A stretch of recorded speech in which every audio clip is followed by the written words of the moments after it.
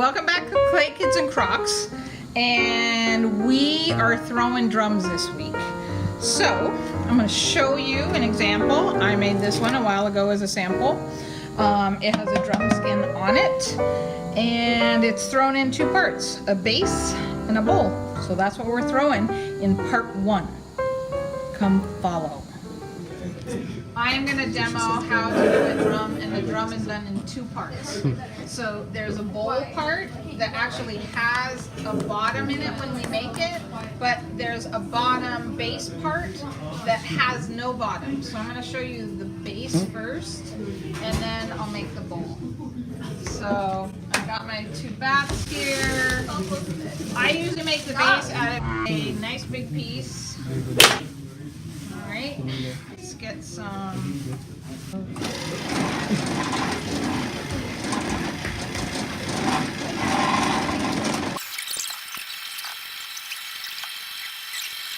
I'm basically going to make a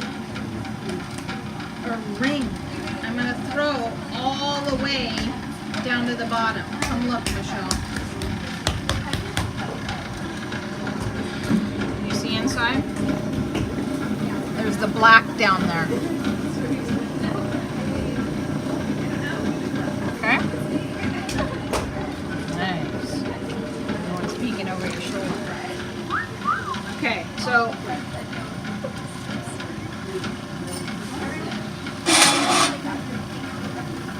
you do not have to be this big. Okay? That's probably a good almost 12 inches. I'd like you probably around 8 inches. A lot of the height comes from the base. So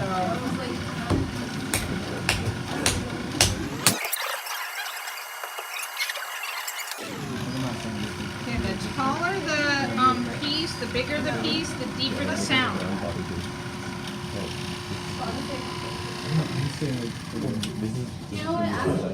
gonna thin it out down here, and then I'm gonna pretty much be done. No, I'm not saying we definitely would have been. The bottom part doesn't want to be very well centered.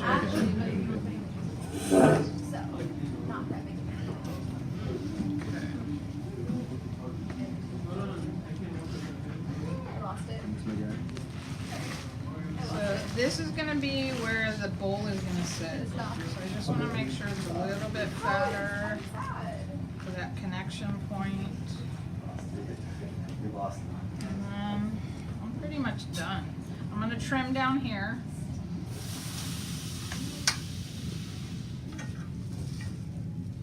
It's not the prettiest base, but put a little angle in it if you want.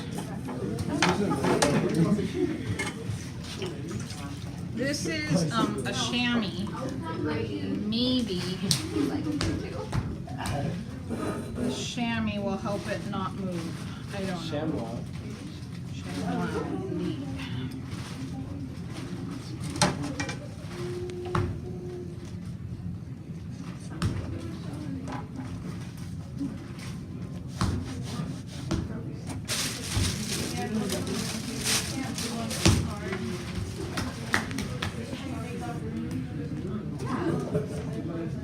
The clay is good for sticking to other clay, so if it's a nice big piece, it can like stick onto it like that. Gravity will keep it down.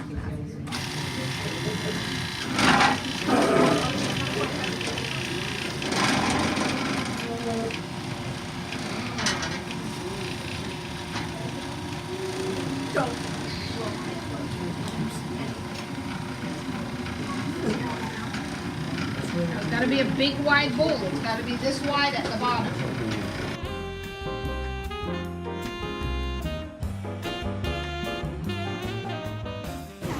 This one, I'm gonna keep the bottom.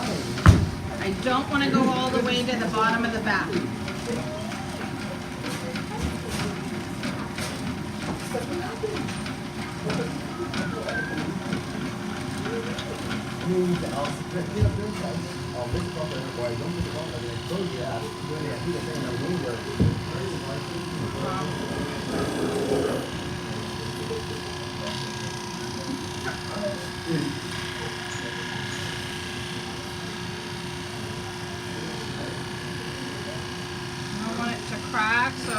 instead of using a rib, I'm just kind of using my fingers to go forward and backwards, my thumb and, my sponge and fingers.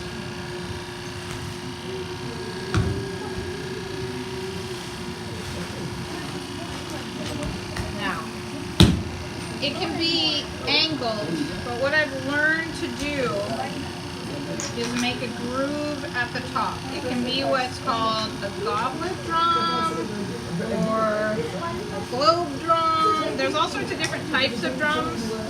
You have to look in that the music book. But I'm gonna throw these sides.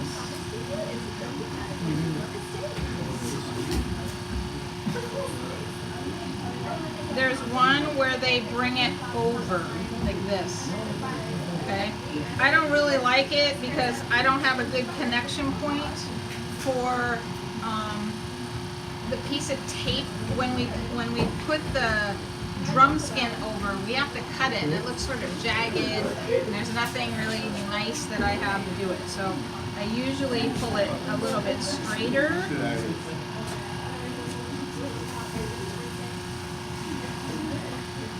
And then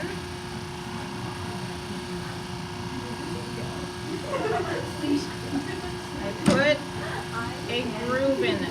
If I had a needle tool, I might use a needle tool, but I didn't bring my tools. But I've learned to put a groove in it, and that way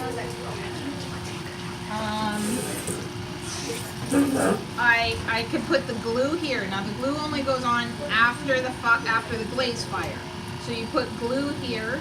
You have a wet and dried off, it's soaked for like overnight, skin. And that skin kind of loosens in the wetness. And then you glue it on when it's wet and you pull it over and we put a zip tie right in here. And it holds it. And then overnight as it dries, it tightens. And then we get a nice sound out of it, okay? So that's what I've learned to do, is make a place for the zip tie to not fall off. All right?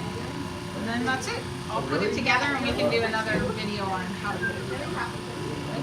All right, I'm done. Okay, so we are back. You just saw how we threw it. I have now trimmed it. This is our base. And this is the bowl. Again, no bottom on the bowl. And in part 2, we are going to show you how to connect the two so that it comes out a hollow piece all the way through like this one.